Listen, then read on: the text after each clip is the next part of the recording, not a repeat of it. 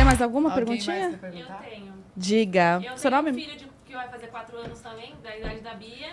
E voltando pro assunto de colocar a mão, assim que a gente tirou a fralda dele, ele colocava muito. E aí eu até levei ele no pediatra dele e ele falou que era porque era uma região sensível e era uma novidade pra ele, porque ele nunca tinha tido acesso ali. E aí eu fiquei bem preocupada e eu queria saber se é normal, assim, eles colocarem a mão e ficar com essa curiosidade. Sim, o pediatra mandou muito bem, é isso mesmo, né? Então foi uma curiosidade, eu acredito que depois tenha passado. Sim, melhorou bastante. Né? Ele ainda continua, mas melhorou. Então, e é uma curiosidade, e o que a gente precisa entender é que a criança com 4 anos, se coloca a mão na região genital, o prazer que está sentindo ali é um prazer, mas não é esse prazer do mundo adulto, porque no mundo adulto a gente elabora o prazer, né? Uma criança de 4 anos não tem aparelho mental, psíquico, para entender o que é a complexidade do sexo, do ato sexual, né? Então ele vai sentir um prazer de colocar a mão ali no pênis, do mesmo jeito que ele sente um prazer de cutucar o nariz e comer meleca, por exemplo, sabe? Nossa, minha filha sente esse prazer aí muito, né? Meu Deus Então do são céu. prazeres corporais, mas que não ganham esse significado. O sexo, né, como a gente está dizendo aqui, que é um assunto tabu, etc, etc, porque tem significado. A gente tem aí, né, tem várias linhas aí dos estudos de psicologia, de educação, etc. Mas, em geral, algumas linhas apontam que a gente tem uma formação da consciência nossa, mais como a gente pensa no mundo adulto, com 11, 12 anos de idade. Então, seria nessa idade aí de 11, 12 que a gente começa a entender a complexidade das coisas mais complexas, como a prática do sexo. Então, uma criança de 4 anos colocando a mão no genital e sentindo prazer é muito diferente de um pré-adolescente de 11. Que o pré-adolescente de 11 já vai se tocar com o intuito de obter um prazer sexual. O de 4 é ali no genital, mas às vezes ele vai descobrir o pezinho e vai ser gostoso também. Agora, a gente também orienta, como ele disse, vai passar. Agora, se essa criança fica muito fixada ali, a gente também pode trazer uma educação assim. Vamos brincar de outra coisa? Tem outras áreas, tem outras coisas para explorar, tem outros brinquedos, e aí a gente vai tirando essa atenção para a criança também explorar outras áreas. Mas aí você não indica falar, tipo, tira a mão daí. Então, esse tira a mão daí, né, fica muito... É uma frase muito comum do passado, que a gente tinha aquela repressão. Tira a mão daí, não faz isso, não pode tocar. Não precisa ser desse jeito, né? A gente pode distrair por um outro lado, né? Filho, vamos brincar de outra coisa? Ai, olha que gostoso. Sim, mas não... Por exemplo, não sei. Sei lá, se falar assim... Filho, essa parte é uma parte íntima. Não é legal que você fique... não sei, tocando aqui, não? Talvez não vai nem entender, né? Essa parte é uma parte íntima. Porque minha filha, tudo eu falo pra ela que é íntimo. Tudo bem. Ela já aprendeu que ela íntimo não sabe. é. Né? Então, aí, talvez. Então, vamos pensar lá na sua casa. Tudo você fala que é íntimo, ela já entendeu o que é íntimo. Íntimo não é pra ficar mexendo toda hora, tá? Eu falo que ninguém pode ver porque é íntimo. A gente só pode mexer pra limpar. É isso que eu tá falo. bom, ótimo. Então, continua nessa. Essa não é pra ficar mexendo toda hora, é pra limpar, não sei o quê. À medida que ela for crescendo, você vai evoluir com isso, né? E quando ela tiver aquele empurrãozinho hormonal, você já vai ter que explicar, né, que íntimo é mais do que uma área só para limpar. Aqui nos 4 anos, já nos seus 4 anos, se você não usa essa palavra íntimo, vocês veem que interessante? Cada casa é uma casa. Cada caso é um caso. E aí a gente vai com um jogo de cintura, com bom senso, com a intuição de mãe, de pai, né? E vai lidando com isso. Então, pode falar com ele. Olha, de repente, né, na linguagem da sua casa, né? Você falar, não precisa ficar só com a mãozinha aí. Você pode brincar, pode tocar outras partes do corpo, pode brincar de outras coisas, a gente pode brincar com esse brinquedinho aqui. Distrair um pouco, Distrair, né? Porque nós estamos falando de 4 anos, né? A gente não está falando de 9 anos, por exemplo. Então, tem que ter muito bom senso para ir subindo aí as informações e entender que esse desenvolvimento mental, né? Esse desenvolvimento psíquico, do emocional e do aparelho psíquico, ele leva um tempo. A gente não... né? Assim como a gente vai amadurecendo o corpo, amadurece os genitais, né? Então, o tal com 11, 12 anos, a gente libera óvulos, os meninos produzem espermatozoides. Também tem um amadurecimento do corpo como um todo. Então, não é a mesma coisa 4 e 11.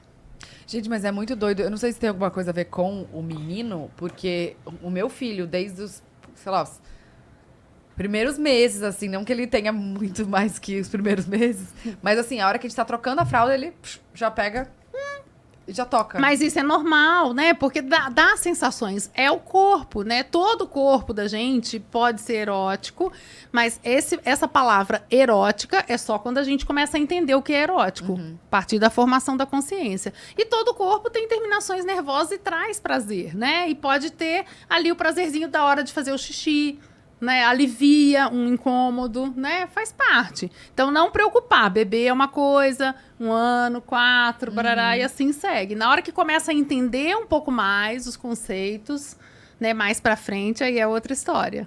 Boa. Arrasou. Tem uma pergunta aqui que é: por que as pessoas choram depois do sexo? Ui! Não fui eu que perguntei. A galera tem perguntado muito, né? Eu fui no podcast da Carla Dias Sim. e ela fez essa pergunta, né? Eu amei eu essa choro, você pergunta. gostou? Amei. Enfim, olha, às vezes, né, é uma descarga muito grande de tensão sexual, né? O orgasmo é um ápice de prazer, né, seguido de um profundo relaxamento, e uma descarga muito grande dessa tensão sexual. E mexe com as emoções. Então, às vezes, esse choro é porque mexeu com as emoções. E algumas pessoas choram de prazer, Outras de alegria, outras riem, outras não, né? Mas pode chorar, sim, porque mexe com as emoções. Tá. É normal sentir uma certa cócegas na laricinha quando estou com tesão? Uma amiga que perguntou. Cócegas na laricinha? A laricinha é a vagininha? É, pode ser, né? Porque dá um formigamentozinho, né? Eu lembro que uma vez eu recebi uma dúvida que é assim, é orgasmo ou é cosquinha, né? Pode ser isso, porque na hora que a gente começa a se estimular sexualmente, tem toda uma movimentação na região genital que se enche de sangue, que pode dar um formigamento, uma cosquinha, né? Que é isso Parece aí. que até às vezes uma piscada. Uma até. piscada. Mas isso, é. às vezes, nem de fazer qualquer... Às vezes, só de ouvir alguma coisa, a pessoa Pode ser, falar, é. dá um sentido que dá... Sim, porque isso são os estímulos eróticos, né? Como é que os estímulos eróticos chegam pra gente? Pela imaginação e também pelos órgãos de sentido. Tato, olfato, visão, audição, paladar. E lembrança, né? Do que, às Lembrança, vezes, do que sim, já isso passou. aí. Boa. Gente, eu não entendi essa pergunta. Minha amiga tem Implanum. Ah, tá, que é implante de hormônio. Mas tá estranho. Você agora em 5... Vai ser agora. Vence agora. Vence agora, em Maio, vai bom, em 5 meses. 5... Ah, mês não, gente. 5. Não. Tá. Lu perguntou: como recuperar a libido após a gestação? Tá, já pulou também. Nada a ver essa pergunta. Gente, mas perguntando de Implanon, de É, mais coisas... pra ginecologista, É. né? Aham, vamos lá, faz a pergunta. Como recuperar a libido após a gestação? Então, olha, cada uma vai ter o seu tempo, né, pra recuperar essa libido. Logo que, né, vocês que já tiveram filhos e tal, né, logo que o bebê nasce, é difícil. É É complicadíssimo. foco no bebê, é foco em amamentar, é foco nisso, é foco naquilo, é foco no caos. E hormonal também, né? Hormonal. E a cabeça também, né? Porque é muita demanda ali, principalmente pra mãe, né? Muita demanda. Então, assim, qual é a dica? Vai devagar, vai respeitando seu tempo, vai vendo como é que dá pra colocar ali na dinâmica, né? A prática sexual e não se cobre demais. Não tem um padrão, né? Não dá pra... Tem que entender assim, que bebê tá com 1 mês, é uma coisa, você tá ali ainda se recuperando do parto, etc, etc. 2 meses, 3, sei lá, passou já um tempo, né? O bebê já tá mais autônomo, você tá mais com tempo disponível pra você, talvez sua libido volte, né? Agora, passou um tempão e não voltou, você pode buscar um tratamento, você pode também, né, buscar um psicólogo, pode ver uma questão hormonal, mas em geral, né, eu costumo dizer que o ser humano é biopsicossocial. Bio, a gente tem um corpo, psico, emoções, sentimentos, social, estamos inseridos numa cultura. E é com tudo isso que a gente vai para a cama. Então a gente tem que olhar para o corpo, como tá, para as emoções, para os sentimentos e para as questões culturais. Às vezes, né, a mulher, depois que tem o bebê, fala, não, agora eu sou, né, uma santa, né, não posso transar. Tem uma coisa lá no fundo cultural falando isso. E aí fica difícil voltar. Mas às vezes ela só não quer, não tá na vibe ali, não tem energia disponível para aquilo.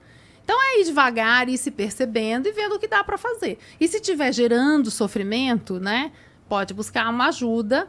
Mas a questão também é, não vamos querer entrar num padrão. Ah, porque minha outra amiga fez assim. Não, cada uma é única, né? E também não vamos nos forçar a fazer nada, né? Ah, porque o marido, o parceiro tá exigindo demais. Tá, mas vamos devagar, vamos tendo bom senso, vamos ver o que dá pra fazer, né? Cada coisa no seu tempo. Até tem uma pergunta meio relacionada com isso, que é a quantidade e qualidade das relações.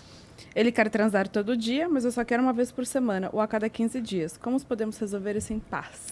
Então, ele tem o direito de querer todo dia e ela tem também o direito de querer só uma vez por semana ou a cada 15 dias. Cada um tem o direito, né, de fazer como... Tem o direito de querer todo dia, Laura? Todo mundo tem o direito de querer viver a sexualidade da forma como quiser, mas precisa saber se a outra pessoa quer.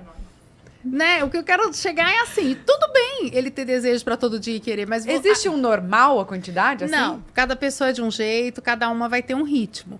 Agora, o casal precisa encontrar ali o seu bem bolado, o seu meio de caminho. Não dá pra gente obrigar, porque eu quero todo dia, você tem que me dar. Não, não é assim, né? Não dá pra obrigar. Ah, porque eu quero só uma vez a cada 15 dias, então você vai ficar aí sem fazer nada. Não, a outra pessoa que tem desejo pode usar a masturbação, né? Se o contrato ali é uma relação monogâmica, pode usar a masturbação. E aí vai equilibrando. A masturbação também é para isso. Para equilibrar as sintonias. E aí, né? Quem tem mais desejo do que o outro, porque não necessariamente, é um mito a gente achar que os homens têm mais desejo que as mulheres, né? Não necessariamente. Mas quem tem mais desejo do que o outro pode tentar convencer mais o outro, não obrigar, né? E quem tem menos desejo pode tentar se abrir mais ao sexo. Tentar ter essa negociação. Mas ele pode fugir. Olha só. Partiu, né? Fui. Mas uma coisa é... A história... E outra coisa também, que pra mulher, o sexo não começa ali. Começa no café da manhã. Então, tem Não essa é? coisa também, né? Que a gente tem homens também assim, né? Que o sexo começa muito antes do ato em si, né? Que é aquela coisa assim, de você estar bem com a pessoa, né? Da relação não estar toda irritada, etc. Então, varia muito. Agora, pode ser que... Aí eu aceito um pouquinho.